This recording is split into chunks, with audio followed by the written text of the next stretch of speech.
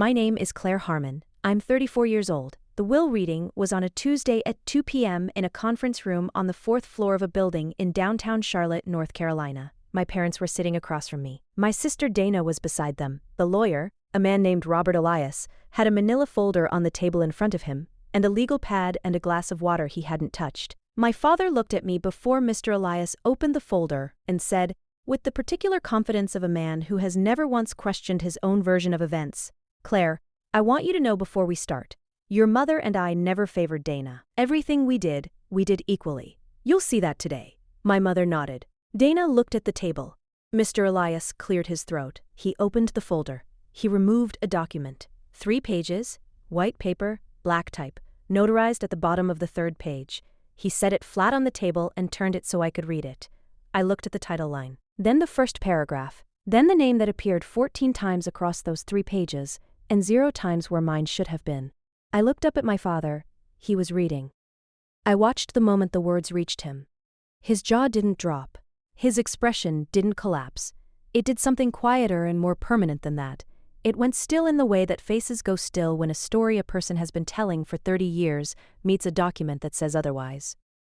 My mother made a sound I had never heard her make before. Mr. Elias took a sip of his water, and I sat in that chair and felt something I had not expected to feel in that room.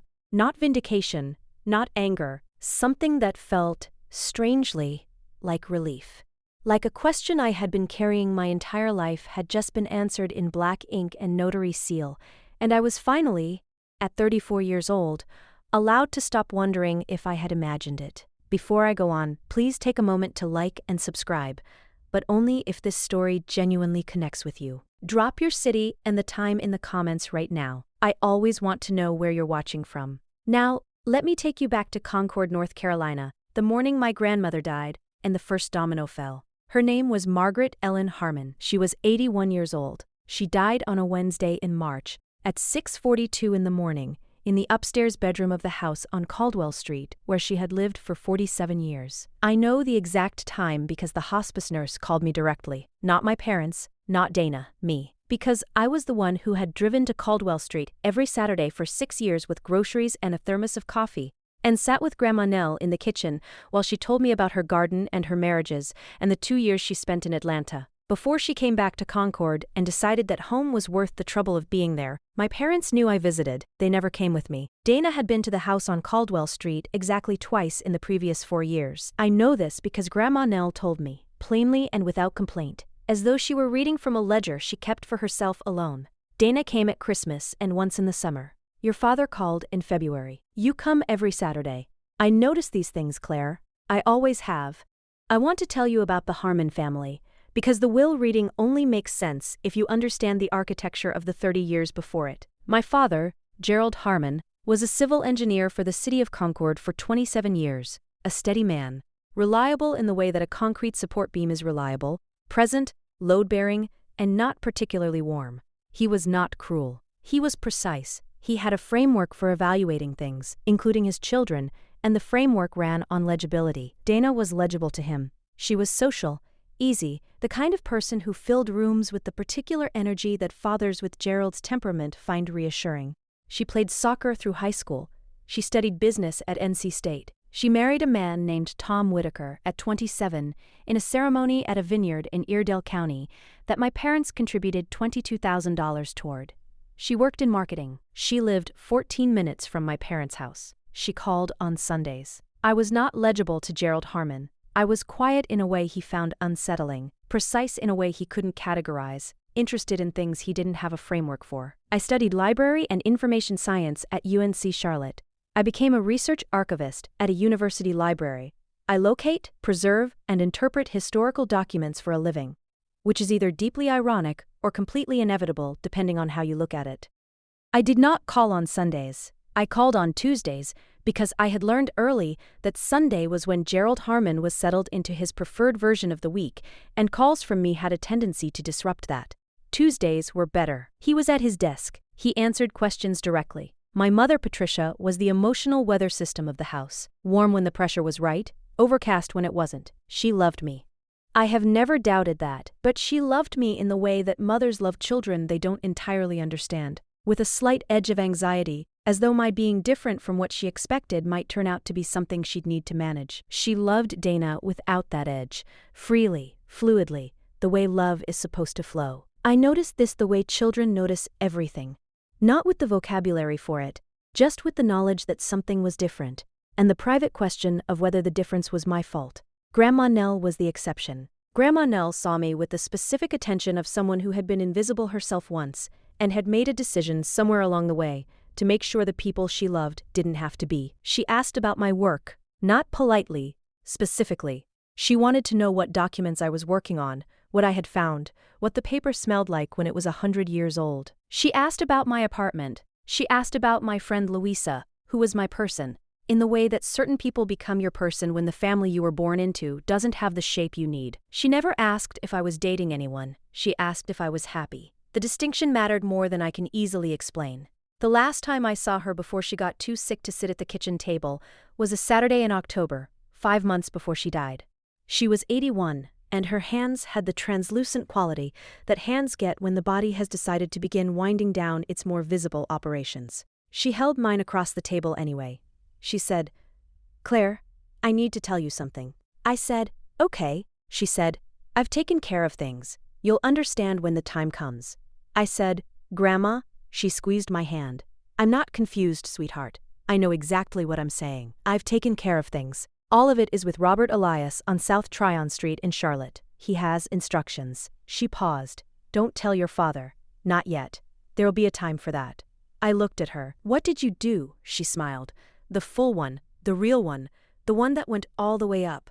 What I should have done 10 years ago," she said. "Now drink your coffee before it gets cold." I drove home from Caldwell Street that October Saturday with my hands steady on the wheel and a feeling I couldn't name sitting in the center of my chest. Not dread, not excitement. Something older and quieter than either of those, the feeling of a person who has suspected something for a very long time and has just been told by someone she trusts completely that the suspicion was not in her head.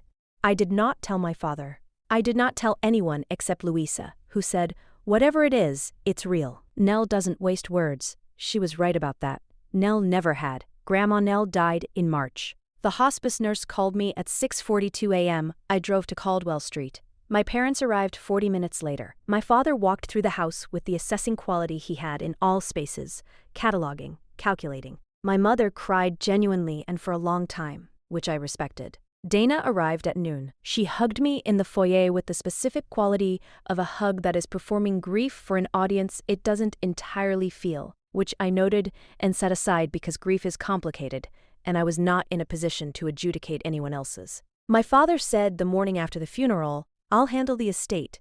There's the house, the accounts. Nothing complicated." I said, "There's an attorney. Robert Elias, South Tryon Street." She had a will. My father looked at me. "How do you know that?" I said. "She told me." He looked at me for 3 seconds in the specific way he had of assessing whether information was accurate before deciding how to respond to it. Then he said, "I'll make an appointment." The appointment was the Tuesday, 2 weeks after the funeral, 2 p.m. conference room, 4th floor. Gerald, Patricia, Dana, Claire. Mr. Elias, with his manila folder and his legal pad and his untouched glass of water. Let me tell you what was in those 3 pages. My grandmother, Margaret Ellen Harmon, had a net estate of $487,000. This included the house on Caldwell Street, appraised at $214,000, which she had owned outright since 1991. It included a savings account at First Bank of Concord with a balance of $163,000. It included a brokerage account worth $94,000 and personal property valued at approximately $16,000. It was not a small estate. It was the estate of a woman who had worked as an office administrator for 31 years, lived carefully, saved methodically, and decided with great precision what she wanted to happen to what she had built. The document Mr. Elias unfolded had 3 pages and, as I said, 1 name. Mine, the estate. All of it, the house, the accounts, the personal property, was left to Claire Ann Harmon, in full, with no conditions and no qualifications, in a will that had been drafted and executed by Robert Elias 2 years earlier and updated once, 8 months before Grandma Nell died, to add a letter. The letter was attached as an exhibit to the will. Mr. Elias read it out loud, as per his instructions from Nell. I am going to tell you what it said. My darling Claire, if you're hearing this, then Robert is reading it the way I asked him to, and your father's face is doing something I have imagined, and I hope I was right about it. I need to say some things clearly because I am no longer here to say them in person, and the time for being careful is over. I have watched this family for 34 years. I have watched Gerald and Patricia love their daughters. I have watched the way that love was divided. I do not believe they are bad people. I believe they are people who told themselves a story about fairness and never looked at the receipts. I looked at the receipts. I kept them, the Saturday visits and the Tuesday calls, and the 6 years of groceries and the 4:17 in the morning when Claire drove to the hospital because I had a fall and didn't want to wake her parents. I kept every receipt. This money is Claire's because Claire has been spending herself on this family for a very long time, and nobody has been keeping her account full. I am keeping it now. To Gerald and Patricia, I love you. I am not punishing you. I am correcting something. You will be uncomfortable about this for a while, and then, if you are the people I believe you are, you will understand what I was saying. To Dana, you are lovely and your mother loves you and you have never had to wonder about that. That is a gift. Use it generously. To Claire, the house on Caldwell Street is yours. The coffee gets cold if you wait too long. Come home whenever you want. I left the garden for you. All my love, Nell. The conference room was quiet. My father said nothing for 47 seconds. I counted, because I had nothing else to do with my hands, and my archivist brain needed something to hold. My mother was crying. Not the performed grief from the foyer, the real kind, the kind that has something specific in it, recognition maybe, or the particular sound of a woman who has just heard her mother-in-law describe something she had been quietly aware of and had not had the courage to name. Dana looked at the table. She had gone very still in the way that people go still when a room has rearranged itself around them, and they are waiting to understand where they are now. My father said finally, "This isn't right." His voice was controlled, the engineer's voice. She wasn't. At the end, she was on medication. Her judgment, Mr. Elias said, without raising his voice or changing his expression, "Mr. Harmon, your mother executed this will 2 years ago and updated the letter 8 months ago. I have medical documentation confirming her full cognitive capacity at both signings. I also have a video recording of the second signing. If you wish to contest the will, you have the right to consult an attorney. However, I would be obligated to share with you that the documentation is thorough." He paused. Margaret was very thorough. My father looked at me. I looked back at him. "We never favored Dana," he said. Same sentence as before the reading, but different now, thinner, the way sentences get when the structure holding them up has been removed. I said, "I know you believe that, Dad." I paused. Grandma Nell kept the receipts. He didn't say anything. We left the conference room in the specific terrible silence of people who have been in a room where true things were said, and nobody is ready to process them yet. My mother touched my arm in the elevator, just her fingers on my sleeve, brief, not quite a grip. I let her. Dana walked ahead of us to the parking garage. My father walked beside my mother with his hands in the pockets of his coat and his jaw set in a way that meant he was doing the internal work of a man who has just been handed information that does not fit his existing framework and is deciding what to do about that. I drove home alone. I called Louisa from the car. She answered on the first ring. I said, "The will had 3 pages. She said, "And?" I said, "1 name." She was quiet for a moment. Then she said, "Nell." Just that. Her voice had everything in it. I said, "She kept every receipt." Louisa said, "Of course she did." I had to pull over briefly on I-85 because something in my chest had gotten large enough that I needed to not be driving for a minute. Not sadness, the other thing. The thing that happens when you have been the uncounted one for a very long time and someone you love produces, from beyond their own death, 3 pages of black ink and notary seal that say, "I counted.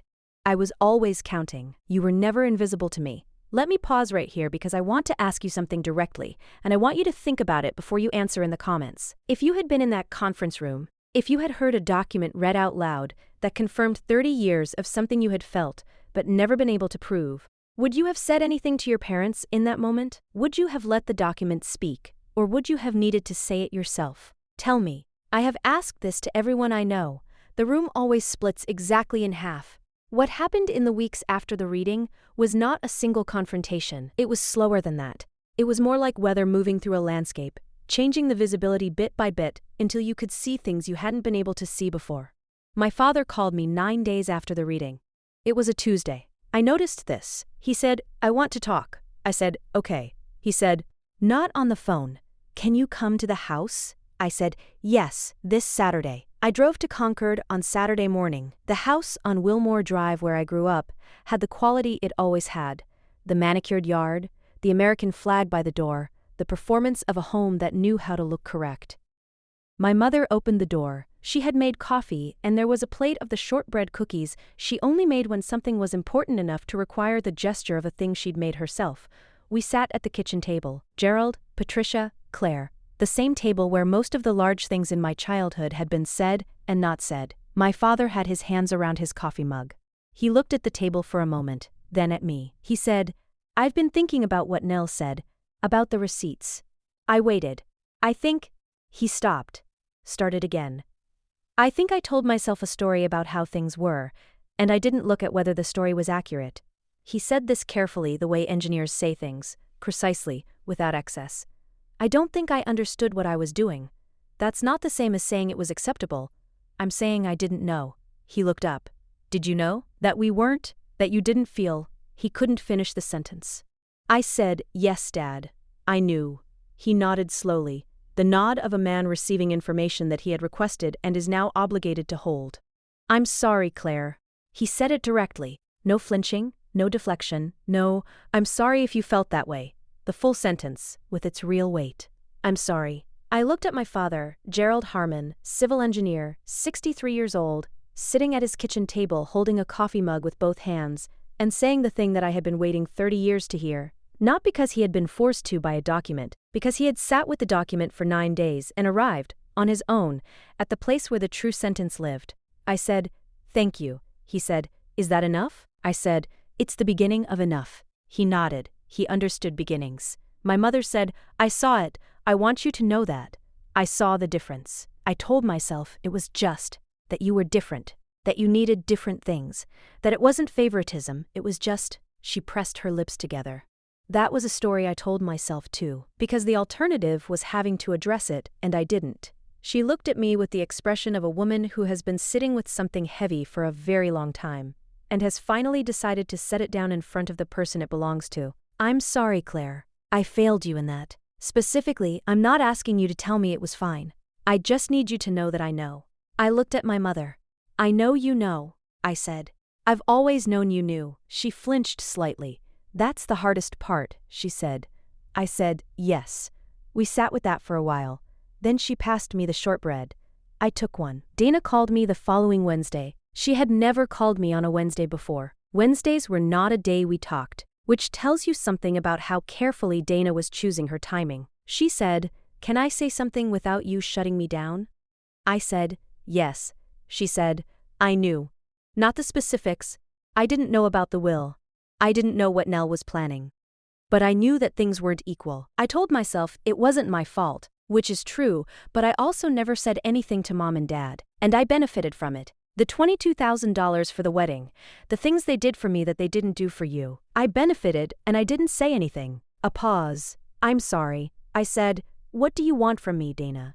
She said, "Nothing. I don't want anything from you. I just wanted to say it without wanting something back, because that's the way I've always operated. I say things and wait to see what I get for them. I don't want to do that anymore." I was quiet for a moment. That was the most self-aware thing Dana had ever said to me. It was possible she had been doing her own sitting with things since the reading. "Okay," I said. "Thank you for calling." She said, "Can we have dinner sometime?" I said, "Yes, not yet, but yes." She said, "I'll wait." I said, "I know.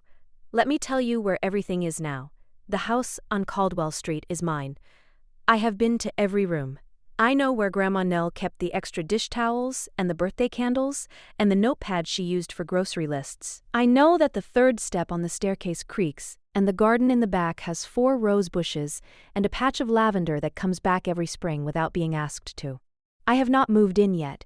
I am not ready, but I have been there every Saturday, the way I always was, except now the key in the door is mine and the coffee I make in the kitchen is for me." The estate closed 3 months after the reading.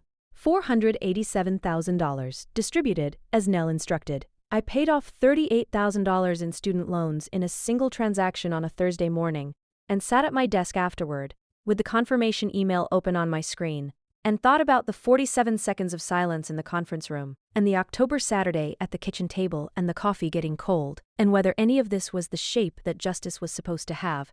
I decided it didn't matter what shape it was supposed to have. It was the shape it was, which was a woman who had loved me precisely and planned ahead and made sure, from the other side of a Wednesday in March at 6:42 in the morning, that I would be okay. I called Mr. Elias to thank him. He said, "Your grandmother was one of the most prepared clients I've ever had.